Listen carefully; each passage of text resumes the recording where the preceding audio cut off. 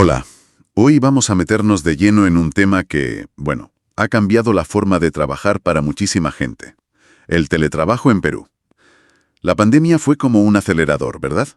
Pero ya estaba ahí. Vamos a ver qué dice la ley peruana, concretamente la ley 31.572 y su reglamento. Exacto. Y no solo, digamos, las normas generales, derechos, obligaciones, sino que vamos a poner la lupa en algo que me parece clave y que la ley toca: la ergonomía, la seguridad y salud del trabajador. O sea, la gran pregunta es, ¿cómo protege la ley peruana a alguien que trabaja desde casa? Pues para entenderlo bien, hemos estado mirando varias cosas. Investigaciones sobre riesgos ergonómicos, que los hay, análisis de la propia ley peruana, claro, incluso algún ejemplo práctico, como un reglamento interno de seguridad de una universidad. La idea hoy es sacar lo importante, ¿no? Conectar lo que dice el papel, la ley, con el bienestar real, físico y mental de la gente que teletrabaja en Perú. Empezamos. Perfecto. Pues a ver, lo primero es definir qué es teletrabajo para la ley peruana, porque no es solo trabajar fuera de la oficina, ¿a que no? Hay matices legales importantes. Correcto, y son matices fundamentales, diría yo. La ley del teletrabajo, la LTT, lo define como prestar servicios, sí, de forma personal, subordinada, con una remuneración, pero desde un sitio distinto al del empleador. Y aquí el punto clave que recalca la ley: usando siempre plataformas y tecnologías digitales. La tecnología es definitoria. Además, como dicen los juristas, esto no es un régimen laboral nuevo. Es importante entenderlo. Es una modalidad de prestar servicios, dentro del régimen privado normal. Entiendo. O sea, que sea una modalidad y no un régimen especial. ¿Qué significa para los derechos? ¿Tienen los mismos derechos que en la oficina? En esencia, sí. Ese es el principio. Tanto la ley como su reglamento, el RLTT, son muy claros. Igualdad de trato y derechos, tanto individuales, salario, jornada, vacaciones, todo eso, como colectivos, sindicación, negociación, etc. Salvo, claro, aquellos derechos que solo tienen sentido en persona. No. Pero lo básico, lo esencial de la relación laboral, sigue igual. La prestación personal. Tú haces tu trabajo, no puedes subcontratar a otro. Un principio básico del derecho laboral peruano.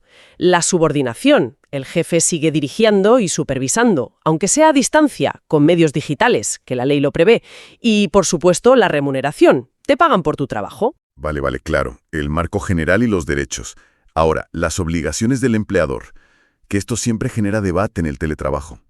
La ley dice que debe compensar gastos, ¿no? Internet, luz, si usas tus cosas, y dar los equipos. Pero vamos a centrarnos en seguridad y salud. ¿Cómo obliga la ley al empleador a cuidar al trabajador en un sitio que no controla, como es tu casa? Este es sin duda uno de los puntos más interesantes y donde la ley peruana ha intentado ser, específica. Primero, la Ley General de Seguridad y Salud en el Trabajo sigue aplicándose. Totalmente. Y sobre eso, la ley del teletrabajo refuerza la obligación del empleador de garantizar un entorno seguro y saludable. Es una obligación, no una sugerencia. Y la norma detalla prevenir riesgos físicos, eléctricos, psicosociales y, ojo, muy explícitamente los ergonómicos. El reglamento le dedica artículos. Pero ahí está la pregunta del millón. ¿Cómo cumple el empleador esa obligación si no puede ir a tu casa a mirar cómo tienes todo montado? Suena complicado en la práctica. Efectivamente, es el gran reto. La ley peruana intenta solucionarlo con un mecanismo: el formulario de autoevaluación. El reglamento lo regula, incluso da un modelo. La idea es que tú, como teletrabajador, lo rellenes, identificas peligros, evalúas riesgos en tu sitio habitual de trabajo. Es una herramienta, sí, pero, y esto es vital, la ley lo dice así literal: esta autoevaluación no exime de responsabilidad al empleador. Interesante. O sea que aunque yo diga cómo está mi mesa o mi silla, la responsabilidad final, la carga legal de que yo esté seguro, sigue siendo del empleador. Exactamente. La responsabilidad principal sigue ahí en el empleador. Sigue obligado a hacer la identificación de peligros y evaluación de riesgos, el famoso IPERS, pero adaptado al teletrabajo. Tiene que mirar específicamente los factores ergonómicos y los psicosociales, que en esta modalidad, son muy importantes. Y no vale solo con evaluar, la ley obliga a informar al trabajador de los riesgos y sobre todo a capacitarlo, darle formación sobre cómo prevenir, cómo protegerse. Esto de informar y capacitar es un pilar. Y supongo que toda esta insistencia en la ergonomía y la formación no es por gusto. Las investigaciones que hemos visto alertan de problemas serios, ¿no? Totalmente. La investigación académica es muy clara. Ese estudio que revisa otras investigaciones sobre riesgos ergonómicos, lo dije, el teletrabajo mal implementado se asocia a más problemas de salud, sobre todo trastornos musculoesqueléticos, TME. Ese estudio decía que más del 43% de los artículos se centraban en eso. Espalda, cuello, hombros, brazos, también la fatiga visual, muy común.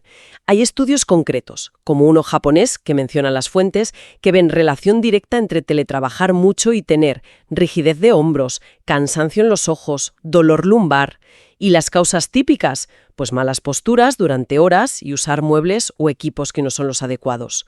Justo lo que la ley peruana intenta atajar, obligando a evaluar y formar. Queda claro. La ley no se queda en toma el portátil y conéctate. Exige que el empleador se preocupe de que las herramientas sean buenas ergonómicamente y sobre todo que enseñe al trabajador a usarlas bien y adaptar su espacio. Es una responsabilidad activa, vamos. Precisamente. ¿Y la formación? La ley insiste porque la realidad es que falta. Un estudio peruano de 2021 daba un dato que, preocupa. Casi la mitad, un 48%, de los teletrabajadores decía no haber recibido formación en ergonomía de su empresa. Otro estudio, también de 2021, insiste, las empresas necesitan planes continuos para reducir riesgos y la capacitación es clave. Así que la ley no solo lo exige, sino que responde a una necesidad real. Y un detalle importante, la ley es inclusiva. El reglamento dice que hay que hacer ajustes razonables para teletrabajadores con discapacidad, adaptar equipos, condiciones. Bien, hemos hablado mucho de lo que tiene que hacer la empresa. Pero, ¿y el teletrabajador? ¿Qué papel juega en su propia seguridad? Aparte de rellenar ese formulario, ¿qué deberes le pone la ley? A ver, el trabajador tiene derechos claros a un entorno seguro, a recibir información, a formación, como decíamos, y a que le consulten si hay cambios que afecten su seguridad. Pero también tiene deberes, claro. Debe cumplir las normas de seguridad, las de la empresa y las generales. Debe usar bien los equipos que le dan, incluidos los de protección personal, los EPP si hicieran falta, aunque es menos común en oficina.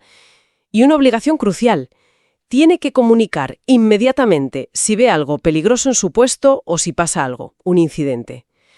La ley lo deja claro, la seguridad es cosa de todos, aunque el principal responsable sea el empleador. Y hablando de salud, sobre todo la mental, la psicosocial, se oye mucho lo del derecho a la desconexión digital. ¿La ley peruana de teletrabajo dice algo de esto? Sí, y es un punto importante. La ley y el reglamento garantizan expresamente el derecho a la desconexión digital. Dicen que se inspira un poco en la ley francesa, que fue pionera. Básicamente significa que, fuera de tu horario, no tienes obligación de responder emails, mensajes, llamadas del trabajo.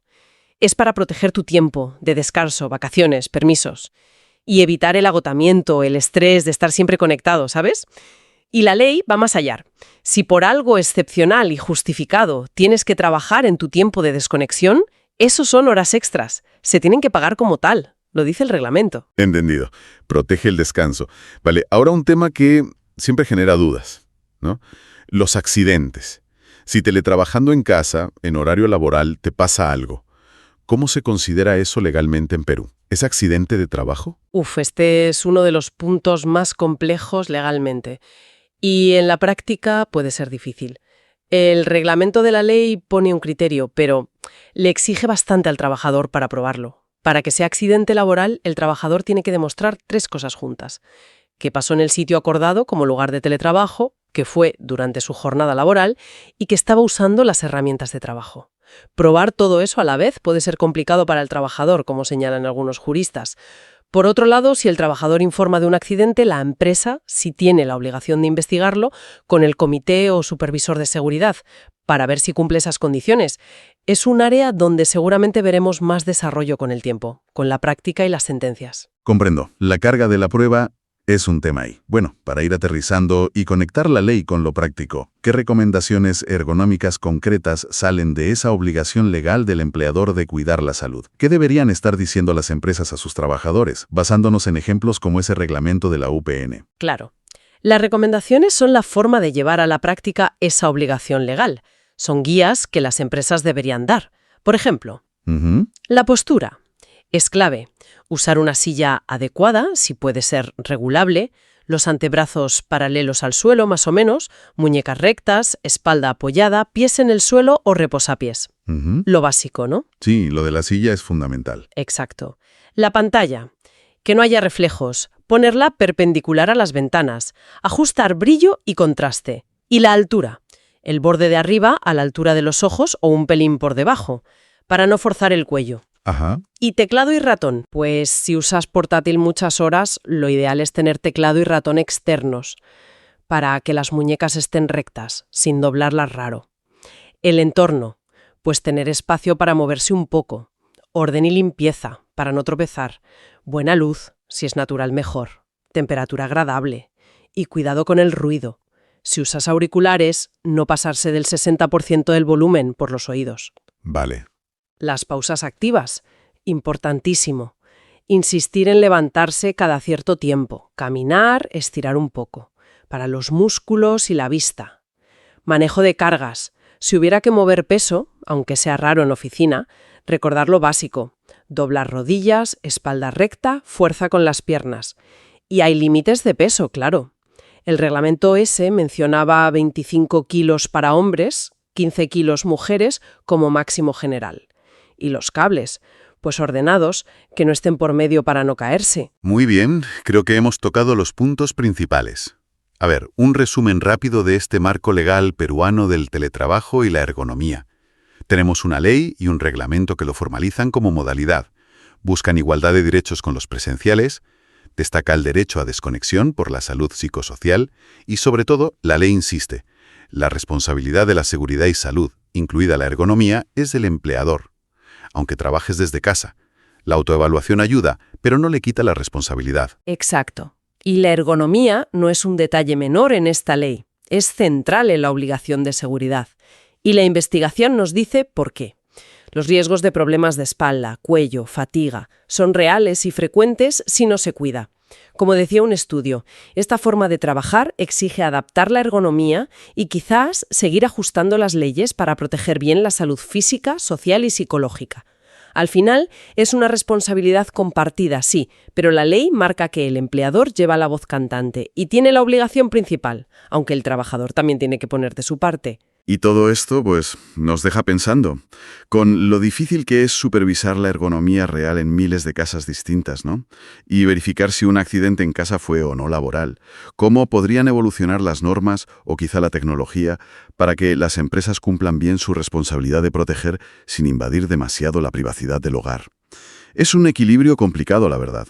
Un desafío para el futuro del trabajo a distancia. Bueno, pues muchas gracias por acompañarnos en este análisis.